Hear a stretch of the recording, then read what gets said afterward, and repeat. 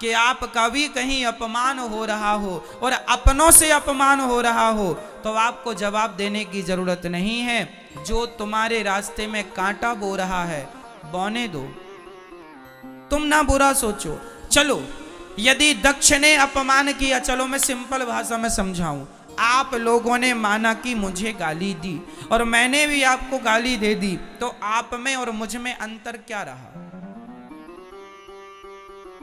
कुत्ते ने आपको काटा और आपने भी कुत्ते को काट लिया, तो फिर बताओ कौन कुत्ता, वो कुत्ता कि तुम कुत्ता?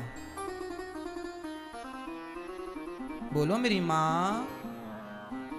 सास ने आपको गाली दी और आपने भी सास को गाली दी, तो बताओ तुम दोनों में समझदार हम किसे माने? मैया कह दो ना मेरी मां। सास ने भी गाली दी और बहू ने भी गाली दी, इन दोनों में समझदार कौन, आप बताओ? बोलो मेरी मां, कौन? सास समझदार है? ये मैया कह रही है सास समझदार है।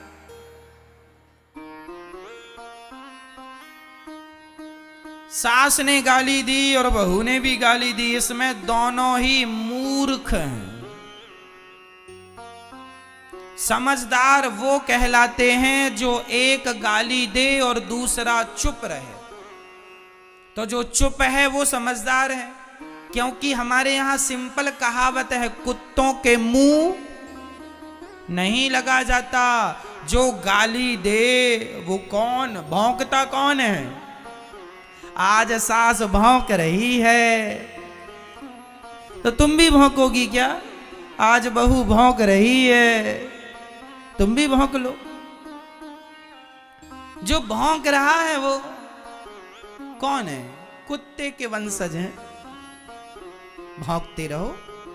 अभी तो एक भौंक रहा था, सास ने किया भौं तो बहू ने भी भौं भौं, लो चालू हो गया महाभारत। कौन समझदार इन दोनों में? कोई नहीं। इसलिए हम आपसे कहते हैं अपनी समझदारी का परिचय दो। कोई शंकर जी को गालियां दक्ष ने दी, क्या शंकर जी ने गालियां दी? भगवान कृष्ण को शिशुपाल ने कितनी गालियां दी? बोलो मेरी मां। मैया जी कितनी? 100 गालियां भगवान ने चुप रहकर सुनी कि नहीं? यदि भगवान होकर 100 गालियां चुपचाप सुन लेते हैं, तो हम और तुम इंसान होके 10-20 गालियां क्यों नहीं सुन लेते? क्यों कुत्तों की मुंह लगते हो? और अपने आप को आप लोग समझते हैं हम बड़े समझदार हैं, हम जवाब दे रहे हैं। अरे मां, कहां जवाब देना है कहां नहीं देना, यह भी एक समझदारी का विषय ही है। सबको जवाब नहीं दिया जाता है ना। क्या जवाब दें हम इनको? तुम ना दो, भगवान दे देंगे जवाब। जब तुझसे ना सुलझे तेरे उलझे हुए धंधे, तो भगवान के इंसाफ पे छोड़ दे ए बंदे। वही तेरी मुश्किल आसान करेगा, जो तू ना कर सका वो भगवान करेगा। छोड़ दो उस पर, सबका उत्तर देना जरूरी नहीं होता। शंकर जी को गालियां मिली, शंकर जी ने कोई उत्तर नहीं दिया। भगवान कृष्ण को गालियां मिली शिशुपाल के द्वारा, कोई उत्तर नहीं दिया। 100 गालियां हुई, सिर काट दिया। आप भी जवाब ना दिया करो। सास बोलती है, बोल, उसका स्वभाव है बेचारी का, बोल रही है। सुनने की आदत, सुनने का अभ्यास करो, ज्यादा से ज्यादा सुनो। और सुनो, अपना अपमान भी सहना सीखो। तितिक्षवः कारुणिकाः सुहृदः सर्वदेहिनां अजात शत्रवः शांता साधवः साधुभूषणा।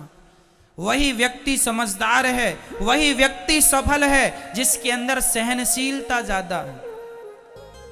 सह लो।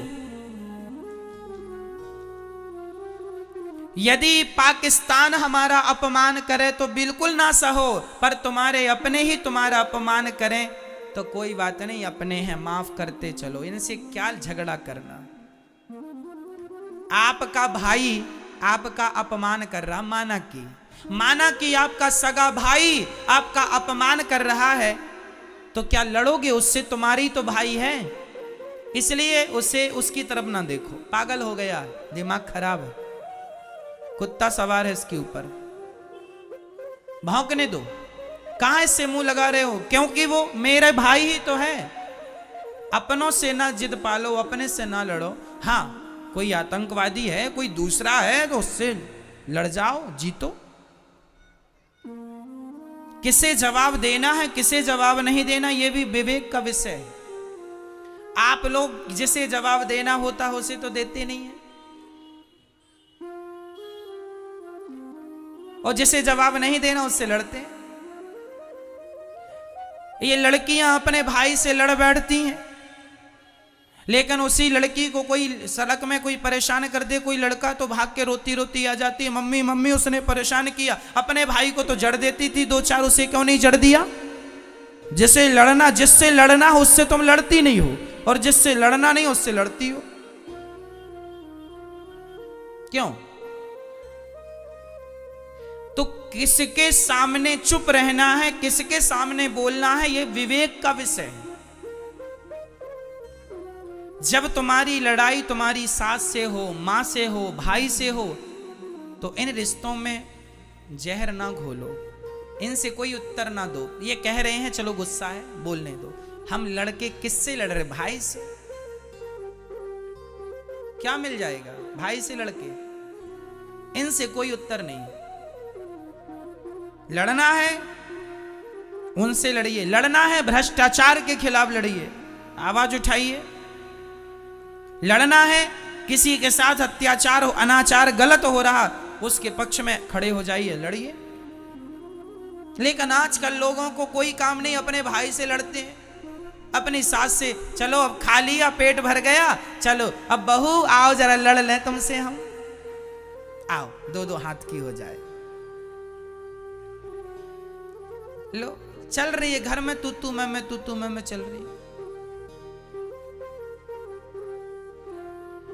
और इससे भी बच गए तो आज भारत में जातवाद का जहर घोल के लड़ रहे हैं। मैं ब्राह्मण, मैं क्षत्रिय, मैं वैश्य, मैं शूद्र। लो भैया आपस में लड़ो, अब तुम्हारा अन्न कैसे पचे, लड़ो आपस में। लड़ रहे हैं, बुद्धि भ्रष्ट कर रहे हैं। अरे तुम्हारी यूं ही लड़ाइयों का फायदा अंग्रेजों ने, मुगलों ने खूब उठाया है। तुम्हारी आपस की लड़ाइयों का फायदा उठाया। कई 100 साल तक तुम भारतवासियों पर, हम पर राज्य किया इन लोगों ने, केवल इसलिए कि हम लोग केवल लड़ना जानते हैं। हम लोग संगठित रहना तो जानते नहीं कि चारों लोग एक साथ रहें, ब्राह्मण, क्षत्रिय, वैश्य और शूद्र। हम लोग लड़ते हैं जातवाद का जहर घोल करके। एक दूसरे से लड़ जाते हैं।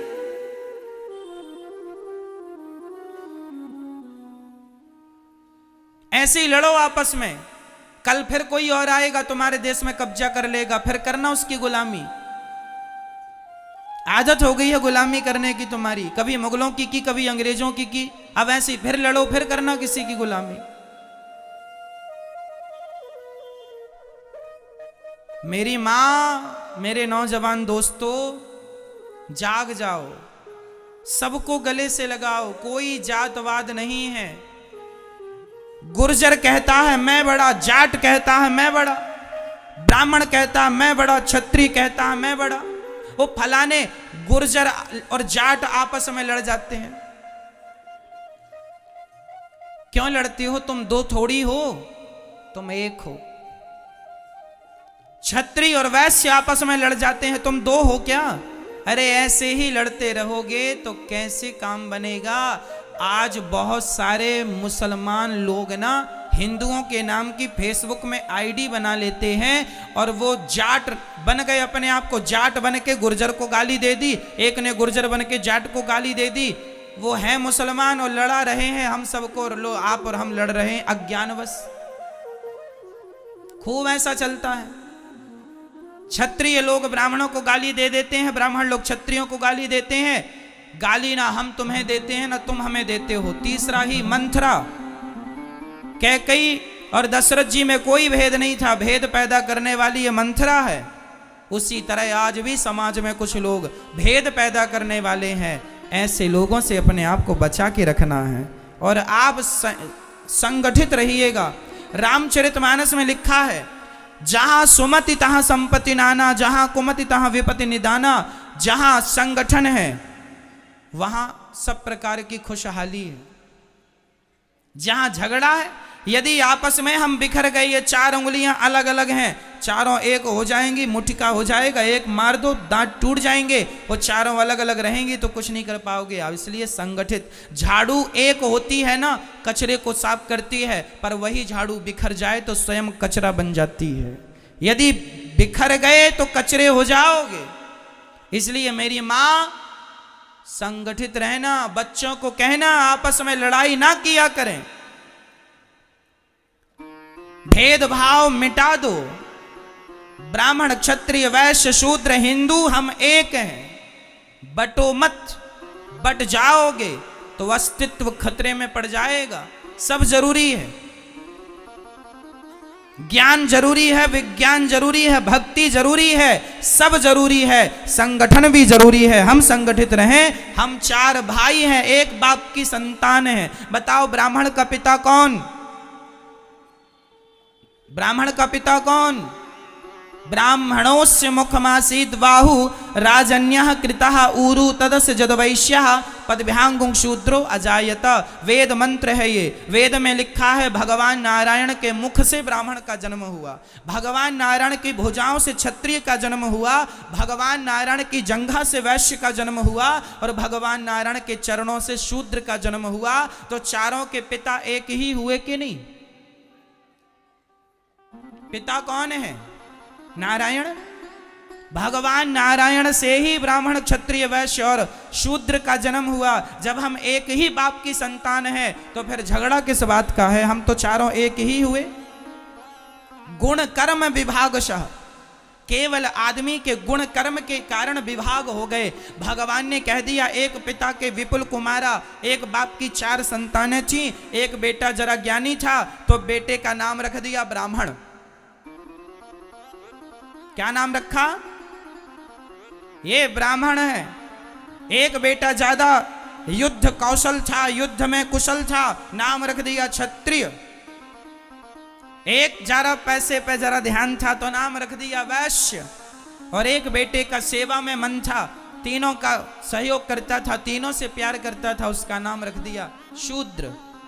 एक्चुअली शूद्र जात नहीं है, ब्राह्मण जात नहीं है, क्षत्रिय कोई जात नहीं है। ये तो हमारे बाप दादों के नाम थे। ब्राह्मण नाम का आदमी था, उसकी जितनी संतान हुई तो ब्राह्मण के नाम से जानी गई। क्षत्रिय नाम के आदमी की जितनी संतानें हुई क्षत्रिय के नाम से। हम लोग एक ही पिता की संतान है। मूल में पिता एक है, नारायण। केवल व्यवस्थाएं बनाने के लिए चार विभाग किए गए कि ब्राह्मण वेद बचाएंगे, क्षत्रिय अपना देश बचाना, वैश्य पैसा बचाना और शूद्र इन तीनों का सपोर्ट करना। क्यों ये व्यवस्था बनाई? आपके घर में भी बेटी का विवाह होता है तो आप लोग भी व्यवस्था बनाने के लिए किसी को मंडप की सेवा संभाल दे देते हैं, किसी को खाने पीने की सेवा, सो तुम खाने पीने की संभालना, तुम मंडप की संभालना, तुम बारातियों को नाश्ता पानी की संभालना। भाई व्यवस्था बनाई जाती है कि नहीं? काम सौंपा जाता, तुम ये काम कर लेना। हमारे देश में भी आजकल देखो ना, एक प्रधानमंत्री होते हैं, एक राष्ट्रपति होते हैं, एक खाद्य मंत्री होते हैं, एक गृह मंत्री होते हैं, एक उद्योग मंत्री होते हैं। ये व्यवस्थाएं हैं। उद्योग का काम करना है, उद्योग मंत्री से मिल लो, और दूसरे काम है तो इन मंत्री से मिल लो, उन मंत्री से मिल लो। क्यों भाई? ये व्यवस्थाएं हैं। फलाना मंत्री, फलाना मंत्री, फलाना शिक्षा का संबंध है तो शिक्षा मंत्री से बात करो। पैसे की दिक्कत है, वित्त मंत्री से बात करो। क्यों? ये व्यवस्थाएं हैं। उसी प्रकार भगवान ने व्यवस्थाओं के लिए चार लोगों को बनाया, ब्राह्मण क्षत्रिय और वैश्य। चार एक ही बाप की संतान है, लेकिन अज्ञानता इतनी आ गई कि हम लोग आपस में आगे चल के लड़ने लग गए। मैं ब्राह्मण हूं, मैं क्षत्रिय हूं, मैं वैश्य हूं, मैं शूद्र हूं। अब जरूरत नहीं है इसकी कि मैं ब्राह्मण हूं, मैं क्षत्रिय हूं, मैं शूद्र हूं। बस जरूरत इसकी है कि हम सनातनी हैं, हम भारतीय हैं। गर्व से कहो हम हिंदू हैं, हम हिंदू हैं, हम हिंदू हैं। धरा ये जिस पर घूम रही हम उसी केंद्र के बिंदु हैं। गर्व से कहो हम हिंदू हैं, हम हिंदू। तुम बट गए जातवाद के नाम पर, फिर तुम पर कोई हमला करेगा।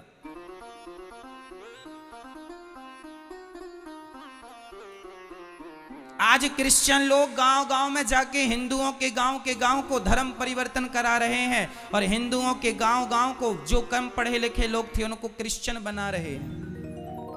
तुम ऐसे ही अपनी अकड़ में रहे आना कि मैं ब्राह्मण हूं, मैं क्षत्रिय हूं, मैं वैश्य हूं, मैं शूद्र हूं। आगे चल के सारे हिंदू क्रिश्चियन बन रहे हैं। क्रिश्चियनों की एक बहुत बड़ी साजिश चल रही है। फिर क्या होगा जब सब लोग वही बन जाएंगे? कौन होगा तुम्हारी पक्ष की बात रखने वाला? कौन होगा तुम्हारा पक्ष लेने वाला? सेना भी बड़ी होनी चाहिए, संगठन में बहुत बड़ी ताकत होती है। ये बातें हल्के में ना लेना, नहीं कल को आने वाली पीढ़ी तुम्हें गाली देगी कि तुमने क्या किया। अरे अपने हिंदुओं को बचा लेते कम से कम। अरे समय निकाला करो और अपने उन गरीब लोगों के पास जाकर बैठा करो जिन्हें 2 किलो आटा की जरूरत है, 1 किलो दाल की जरूरत है। जरा सा समाज में सेवा करो, सहयोग करो, सबको भूखे को भोजन कराओ। क्रिश्चियन लोग पैसे दे दे के धर्म परिवर्तन करा रहे हैं, हाँ या ना? और तुम लोग केवल अपनी अकड़ में 20 लाख की गाड़ी लेना है, 50 लाख की गाड़ी लेना है, गाड़ी घोड़े में पैसे लगाओगे। अफगानिस्तान का क्या हुआ? कब्जा कर लिया आतंकवादियों ने, सबकी जमीन जायदाद गाड़ी घोड़ा रखी रह गई। यदि तुम आपस में बढ़ जाओगे तुम्हारे ऊपर भी ऐसी कोई आके कब्जा कर लेगा, फिर भागते फिरना। इसलिए आज सनातन को बचाने की जरूरत है। चलो हम ये नहीं कहते कि तुम मुसलमानों को हिंदू बनाओ, हम ये नहीं कहते क्रिश्चियनों को हिंदू बनाओ। जो हमारे हिंदू भाई हैं उन्हें तो बचा लो, जो धर्म परिवर्तन करने में लगे हुए हैं उन्हें तो गले लगा लो, उन लोगों को तो हृदय से लगाओ, नहीं तो बहुत नुकसान होगा। और नुकसान सबका होगा। देश गुलाम हुआ, सबका नुकसान हुआ। सब लोग अपने अपने धर्म का प्रचार करते हैं, हिंदू लोगों को अपने धर्म की कोई नहीं पड़ी, कोई नहीं करता प्रचार, कोई नहीं बात करता धर्म की, कोई नहीं बात करता सनातन की, कोई नहीं बात करता राम और कृष्ण की। दया ही नहीं है लोगों के आगे। आज लोग, एक गरीब बाप गांव में मैंने देखा है साहब कि गांव का गरीब आदमी गिड़गिड़ाता है, भैया बेटी का विवाह जरा 5,000 दे दो। तो गांव का जो धन्ना सेठ होता है ना, वो 5,000 देता तो है पर ब्याज लेता है 10%, 15%, 5,000 का। अरे उस आदमी को ये तो समझ आए कि पागल, वो गरीब आदमी है, उसके बेटी का विवाह है, 5,000 दे दो। बेटी के विवाह में ईश्वर ने तुम्हें देने के लायक बनाया है, दे दो। उस गरीब आदमी से तुम ब्याज वसूलोगे? अरे दे दो 5,000, महीने 4 महीने में वापस कर देगा वो। क्या कि तुम 5,000 का ब्याज लगाए बैठ गए? कोई लाखों की बात हो तो बात 10-5,000 में तुम ब्याज लेते हो, कितना पैसा कमा लेते हो इससे? घोर नरक जाओगे। ईश्वर ने तुम्हें धन दिया है, इसका अर्थ ये नहीं कि तुम उसका दुरुपयोग करो। धन दिया है तो इसलिए दिया है कि तुम जरूरतमंदों की सेवा कर सको, दीन दुखियों को गले लगा सको, किसी गरीब आदमी की तुम मदद कर सको।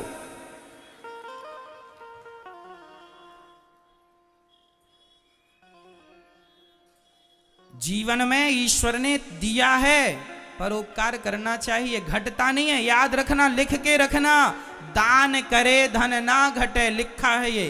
बोलो, दान करे धन ना घटे, जो सहाय रघुवीर, पंछी के पीर, घटे न सरिता नीर। प्यासे को पानी पिलाने से नदी का पानी कम नहीं होता, दूसरों को फल खिलाने से वृक्षों के फल कम नहीं होते, और किसी की सेवा करने से धन कम नहीं होता। धन बढ़ता है, दान करने से बढ़ता है, पुण्य करने से। लेकिन आज का आदमी, मैं देखता हूं कि आज समाज में गरीब लोगों का अमीर लोग बहुत शोषण करते हैं, जरूरत से ज्यादा बहुत शोषण होता है। मैं निवेदन करूंगा, इसलिए मैं आप लोगों से कहा करता हूं, अपनी गरीबी खुद मिटाना शुरू करो, सेल्फ डिपेंड बनो, आत्मनिर्भर बनो, मेहनत करो। मेहनत करोगे तो गरीबी तुम्हारा पीछा छोड़ देगी सदा सदा के लिए। मेहनत करो, तुम सब कर सकते हो। खड़े हो जाओ और देश की गरीबी तब दूर होगी जब 135 करोड़ लोगों की गरीबी दूर हो जाएगी। प्रत्येक व्यक्ति अपनी अपनी गरीबी दूर कर ले, अपने आप मेरे देश की गरीबी दूर हो जाएगी। सोने की जरूरत नहीं है मेरी मां। धर्म का प्रचार किया करो, कह दो लोगों से बाद में लड़ लेना, अभी संगठित रहो, लड़ने की जरूरत नहीं है। यदि हम आपस में लड़ बैठेंगे तो देश को कौन संभालेगा? कोई भी बाहर वाला अपने घर से हमें निकालेगा। दीवानों जरा होश करो, मेरे देश प्रेमियों। बताओ अंग्रेज कब भागे भारत से? 15 अगस्त 1947 को अंग्रेज लोग भाग के गए। क्यों भागे? क्यों भागे मुझे बताओ। इसलिए भागे क्योंकि मेरा पूरा भारत संगठित हो गया था, डर के मारे अंग्रेज भाग गए। यदि पहले 100 साल पहले यदि संगठित हो जाता तो ये अंग्रेज लोग 100 साल पहले भाग जाते। लेकिन तुमने संगठन करने में, संगठित होने में कई 100 साल लगा दिए, कई 100 साल लगा दिए संगठित होने में। और संगठित जिस दिन हो गए भाग गए कि नहीं अंग्रेज? हाँ या ना? फिर कितनी बड़ी ताकत है संगठन की। इसलिए संगठित रहना मेरी माँ। और जातवाद कोई लेके आए, घुसने ना देना घर में। कोई जातवाद नहीं, हम सब एक हैं। हमारे गांव का ब्राह्मण भी, क्षत्रिय भी, वैश्य भी, शूद्र भी, मैं अपने गांव जाता हूं ना तो मैं अपने गांव में सबसे मिलता हूं, सबसे राम राम करता हूं। ब्राह्मण हो, क्षत्रिय हो, वैश्य हो, शूद्र हो, मैं अपने गांव के शूद्र भाइयों के पास जाके भी बैठता हूं और पूछता हूं कि तुम्हें कोई जरूरत तो नहीं है। गरीब परिवार की बेटियां यदि दिखती हैं मुझे, मैं तुरंत कहता हूं कि जब इसका विवाह हो तो बता देना। जब से दास अनिरुद्ध ने होश संभाला है तब से हमारे गांव में किसी भी बेटी का विवाह होता है गरीब परिवार की, सबकी बेटियों के विवाह में भोजन की व्यवस्था दास अनिरुद्ध कराता है। जितने बाराती आएंगे सहयोग हो यहां से होगा। गरीब हो तुम, मदद करेंगे। ईश्वर ने इस लायक बनाया है, करो। अरे 10-20 हजार में तुम्हारा कुछ नहीं घट जाता, पर 10-20 हजार में गरीब आदमी की बेटी का विवाह निपट जाता है। बनाया है तो करो, बांध के ले जाओगे। सभी में बांट कर खाए उसे इंसान कहते हैं। मैं बताता नहीं हूं, न बताने की जरूरत है, पर जीवन में ईश्वर ने योग बनाया है तो आपको करना चाहिए। अपना पेट तो पशु पक्षी भी भर लेते हैं, पर सभी में बांट कर खाए उसे इंसान कहते हैं। पराया दर्द अपनाए उसे इंसान कहते हैं।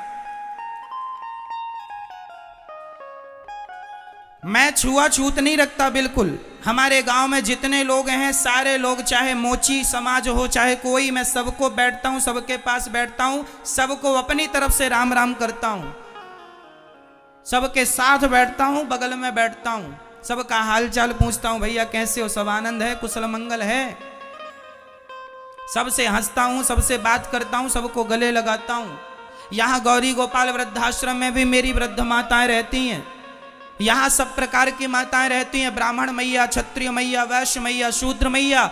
आज तक मैंने किसी मां से जात नहीं पूछी कि मां तुम्हारी जात क्या है। मैं केवल सबके पांव दबाता हूं, चाहे मैया कोई भी जात की हो, मुझे क्या करना। मां की जात कोई नहीं होती, मां तो सिर्फ मां होती है। मैंने तो जात पात का भेद मिटा दिया आपकी आंखों के सामने। आपके देख लो गौरी गोपाल वृद्धाश्रम में माएँ सब प्रकार की हैं, ब्राह्मण, क्षत्रिय, वैश्य, शूद्र। पूछ लेना कि मैंने किसी से जात तो नहीं पूछी, आज तक मैंने किसी से ना जात पूछी, केवल सेवा किया है मैंने, केवल सेवा। मैं नहीं मानता, मैं ये मानता हूं कि ईश्वर की सब संतान है, प्यार से रहो। गले लगाने में ज्यादा अच्छा है, नफरत घृणा रखने में अच्छा नहीं है। क्यों? मैं आपसे प्यार करूं तो ज्यादा अच्छा होगा कि मैं आपसे नफरत करने लग जाऊं तो ज्यादा अच्छा होगा? यदि छुआछूत भेदभाव होता तो राम जी शबरी के बेर क्यों खाते? राम जी ने भेदभाव नहीं रखा, हमारे भगवान थे, तो फिर हम भेदभाव काहे का रखें? ना जी, सबको गले लगाने में क्या मैं छोटा हो जाऊंगा? आप अपने नगर के गरीब लोगों को गले लगा लोगे, प्यार से बैठ के दो बातें कर लोगे, इससे आप छोटे हो जाओगे? तो क्यों नहीं लगाते गले, क्यों नहीं प्यार करते सबको? आज भारत में ऐसी मानसिकता है कि कुछ लोग ऐसे हैं कि यदि किसी को छू लेते हैं ना तो वो कहते तुम्हें छू लिया अब नहाएंगे। गलत है ये। क्या माता सबरी को छूकर राम जी नहाए थे? फिर इतना अहंकार किस बात का भैया? कहां से ले आई है ज्ञान उल्टा? हमारे वेद पुराणों में तो ऐसा कुछ नहीं है। हमारे वेद पुराणों में लिखा है प्रेम करो, राम ही, सुनो क्या लिखा है, राम ही केवल प्रेम प्यारा।